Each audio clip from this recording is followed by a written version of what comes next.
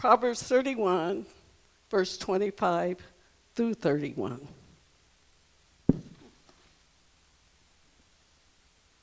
It says, strength and honor are her clothing, and she shall rejoice in time to come. She opened her mouth with wisdom, and in her tongue is the law of kindness. She looketh well to the ways of her household, and calleth not the bread of idols. Her children rise up and call her blessed, her husband also, and he praises her. Many daughters have done virtuously. That means worthily, by the way. But she excels them all. Favor is deceitful and beauty is vain. But a woman who fears the Lord, she shall be praised. Give her the fruit of her hands and let her own works praise her in the gates. So, like I said, the title is Clothed with Strength and Dignity. And a godly mother wants and gives what heaven provides. And it shows in how she lives her life and how she leads. Some people like labels in their clothing, and they go with that. But a real mother, a godly mother, wears strength and dignity. Verse 25 says, strength and honor, which is dignity, are her clothing, which is a form of spiritual adorning. This is not external. It's spiritual identity. She is one who identifies with Jesus. So she's clothed with strength, which means she's resilient. She has endurance and fortitude.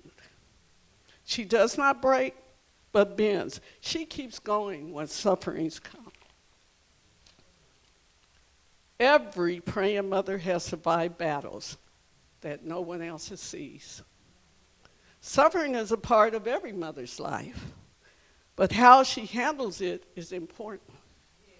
She leans on the Lord in prayer, and she finds her strength on her knees in the Word of God. She walks in dignity. She doesn't need validation. She knows who she is. Dignity means honor, self-worth, and identifying in God. You don't have to lower yourself to prove yourself. Know who you are and know who you belong to. She builds a legacy. That's in verse 20 through 29. And her children rise up, and they praise her too. Her works praise her, which means she's showing herself has a pattern of good works. So the fruit of that will show. Her life speaks after she's gone. She's not just raising children.